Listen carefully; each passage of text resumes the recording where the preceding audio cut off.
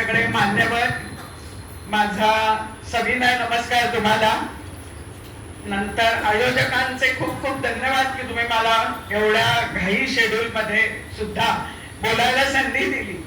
आणि तुम्ही सगळे सामूहिक स्तोत्र पठणाच्या मंडळाचे सदस्य असलेले विष्णू भक्त, की जे तुम्ही गेले 2-2.5 महिने विष्णू सहस्रनामाचा सातत्याने सराव करीत आहात आणि आज इथे तयारीने सिद्ध झाला आहात. तुमचं सर्वांचं अभिनंदन आणि तुम्हाला पण माझा नमस्कार. शांताकारं भुजगशयनं पद्मनाभं सुरेशं विश्वाधारं गगनसदृशं मेघवर्णं शुभांगं लक्ष्मीकान्तं कमलनयनं योगिभिर्ध्यानगम्यं वन्दे विष्णुं भवभयहरं सर्वलोकैकनाथम्. खरं म्हणजे मी जे काही सांगायचं ठरवलेलं आहे ते ह्या सगळ्या वरिष्ठ लोकांच्या अनुभवातून आधीच कळलेलं आहे की काय हे आहे. म्हणजे ह्या लोकांनी सुद्धा अध्यात्माला इतकं जवळून पाहिलेलं आहे. खूप आनंद झाला हे बघून.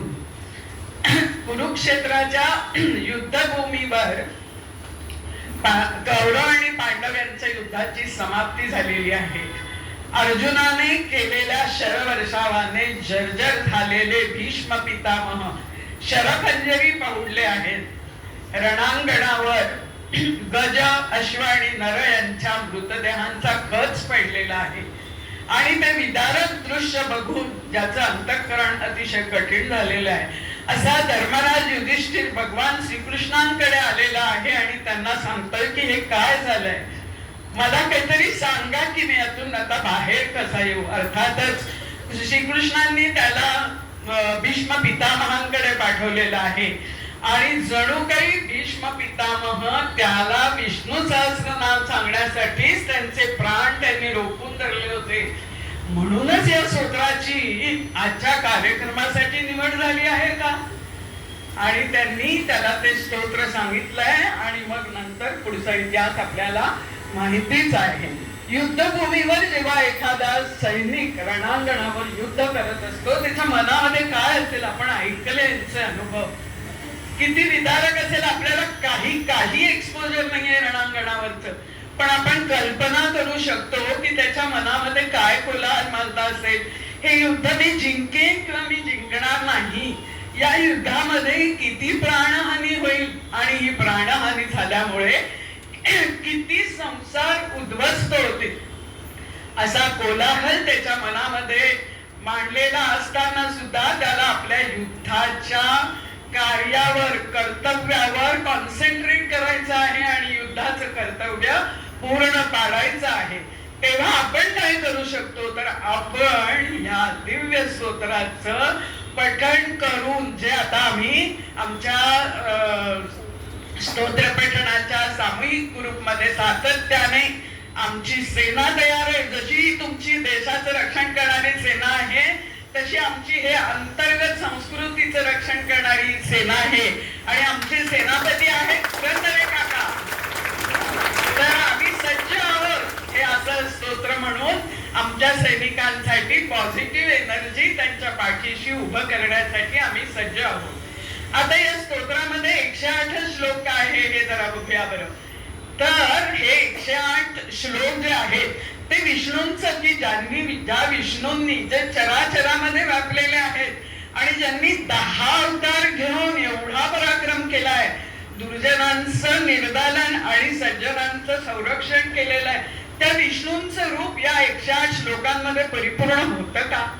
पण जाणकार असं म्हणतात की हे 108 श्लोक म्हणजे नक्षत्रमालेतले 27 नक्षत्र आहेत.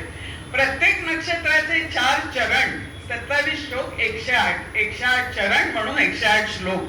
जेव्हा तुमचा जन्म अश्विनी नक्षत्रावर 4थ्या चरणावर झाला असतो तेव्हा तुम्हाला 4था श्लोक वाचून त्याचा फायदा मिळतो आणि मग पुढे त्याप्रमाणे पुढे पुढे त्याचा क्रम चालू होतो. पण तरी या सहस्रनामामधील असं म्हणतात की या सहस्रनामांमधील 3 नावं अधिक महत्वाची आहेत. ते म्हणजे अच्युत, कधीही न ढळणार, नंतर अनंत, ज्याला अंतच नाही असा, आणि गोविंद, जो गायींचं पालन करतो. आता या विष्णू सहस्रनामाच्या योग्य उच्चारणाला खूप महत्व आहे. अर्थ तर आपल्याला माहितीच आहे, अर्थ आपण वाचतच असतो मराठीमध्ये, पण याच्यामधली संस्कृत भाषा जी आहे ती समजून घेऊन त्याचं उच्चारण करणं अतिशय महत्वाचं आहे. एक उदाहरण देते. ऊर्ध्वगः सत्पथाचार प्राणद प्रणवपणः, इथले हे जे विसर्ग आहे ते योग्य रीतीने म्हटले तर प्राणायाम होतो. आपण पूजा करताना सुद्धा प्राणायामे विनियोग, प्राणायामापासून सुरुवात करतो आपण. तर योग्य प्रकारचा प्राणायाम होणारे आपल्या शरीराची अंतर्गत शुद्धी होणार आहे, आपलं आरोग्य चांगलं होणार आहे. म्हणून या विष्णू सहस्रनामाचं पठण करायचं असतं.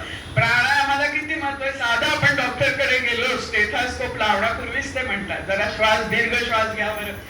आणि ही साऊंड एनर्जी वेगवेगळ्या फ्रिक्वेन्सी मध्ये सोनोग्राफी मध्ये सुद्धा केली जाते आणि आपल्याला शरीराच्या अंतर्भागातलं चित्रीकरण करता येतं. म्हणून आपण या स्तोत्रांचं पठण करून त्यामुळे जी पॉझिटिव्ह एनर्जी निर्माण होणार आहे ती आपल्या सैनिकांसाठी एकत्र करून त्यांच्यापर्यंत पोहोचणार आहोत. आणि जेव्हा आपण या संस्कारांनी आपला समाज सुसंस्कृत आणि आरोग्यपूर्ण आपण करू, तेव्हा आपला समाज संस्कृतीला जाणेल, इतिहासाला जाणेल, आणि समाज सुदृढ झाला तर देश सुदृढ होईल, आणि देश सुदृढ झाला तर युद्ध जिंकताच येतील. आपण खूप भाग्यवान आहोत की आपण महाराष्ट्रात जन्मलो. आपल्याला संतांची, थोर संतांची परंपरा लाभली, आणि या सगळ्या संतांनी ह्या विश्वरूपामध्ये, विश्वरूपाने जे म्हणजे चराचरामध्ये जे विश्वरूप भरलेलं आहे विष्णूंचं, ते त्यांनी अभंगामध्ये आपल्यासाठी खूप रचून ठेवलेलं आहे. साधं उदाहरण घ्या, ज्ञानेश्वरांनी 16व्या वर्षी ज्ञानेश्वरी सारखा महान ग्रंथ निर्माण करून नंतर या विश्वाकडे, संपूर्ण विश्वासाठी, या विश्वकर्त्याकडे संपूर्ण विश्वासाठी प्रार्थना केली आहे. आता विश्वात्मके देव येणे, वाग्यज्ञ तोषावे, तोषानी मद द्यावे, पसायदा नाही. अजूनही आपण आळंदीला गेलो तर तिथून ते समाधीतून, समाधीतून ज्ञानेशांच्या, समाधीतून ज्ञानेशांच्या, अजून येती सूर, अवघे विश्वची माझे घर, अवघे विश्वची माझे घर. धन्यवाद. मला एक छोटस एक निवेदन करायचं आहे की आम्ही संस्कृत भारती या संस्कृत भाषा बोलता यावी म्हणून प्रयत्न करणाऱ्या संघटनेचं काम करतो आहोत. तर नारळी पौर्णिमेला आपण संस्कृत दिनम सगळ्या विश्वात साजरा करतो. तर त्या दिवशी सगळ्या संस्थांना मी असं आवाहन करते, संघटना, संस्था, घरात, कुटुंब, मंदिर, कुठेही आपण 10 सुभाषितांचं संस्कृत मधलं पठण करायचं आहे. आणि त्यासाठी लागणारी सगळी सामुग्री कसं करायचं काय आम्ही पुरवू.